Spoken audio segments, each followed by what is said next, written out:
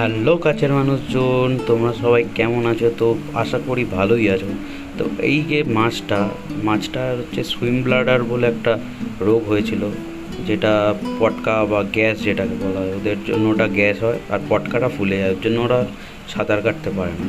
তো এই যে ছিল এই রকম অবস্থা, তো ওপর দিকে একটুখানি ইনফেকশান হয়ে গেছিলো, তো এই যে এরকমভাবে শুয়ে পড়েছিল একদম।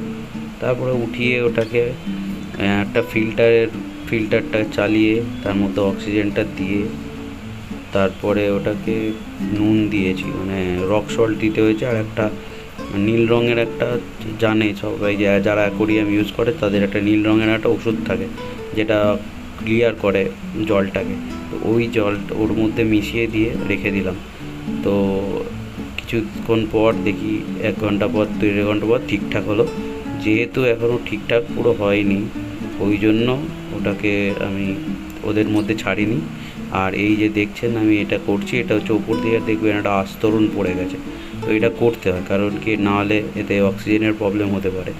এই যে আস্তরণ একটা পড়ে গেছে, দেখতে পাচ্ছেন একদম।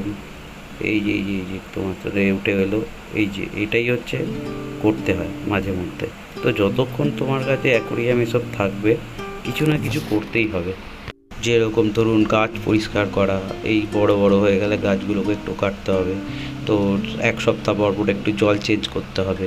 তারপরে নিচে যেরকম একবার দেখালাম আগের ভিডিওতে, যে নিচে একদম একটু নোংরা হয়ে যায়, সেগুলোকে ওঠানো, কীভাবে ওঠাতে হবে, মানে মোটামুটি একটা টাইম কেটে যাবে। আর ব্রেকআপ হলে এইসব নিয়ে থাকা অনেক ভালো। এটা আমার জন্য না, এটা আরও যাদের হয় তাদের জন্য, কারণ আমার তো বিয়ে হয়ে গেছে। আর তাই যাই হোক, তো এরকম একটা টাইম ছিল যে খারাপ সময় গেছে, তো এইসব নিয়ে আমি অনেক কিছু করেছি, তাই আমি এটা জানি। কারণ এইগুলো নিয়ে থাকলে মন ভালো থাকে। আর দেখুন, এরপরে আমি কিছুটা তুলে নিয়ে এবার জল চেঞ্জ করবো। জলটা দেখবেন কীরমভাবে।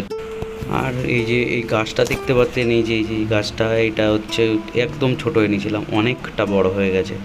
তো এরকম করলে এটার মধ্যে অক্সিজেনও ভালো পাওয়া যায়।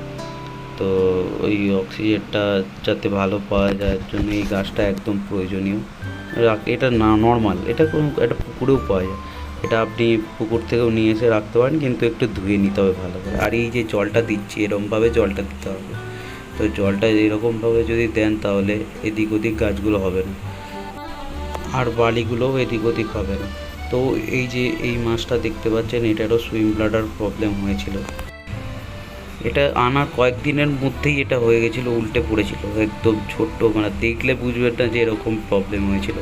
এটা হচ্ছে পুরো উল্টে দিকে পড়ে আছে। তো সকাল সকাল এটাকে সেফ ট্রিটমেন্ট দিই, তো ভালো হয়ে যায়। ভিডিওটা কাজের এবং ভালো লাগলে তাহলে একটা সাবস্ক্রাইব, শেয়ার আর লাইক করে দেবেন।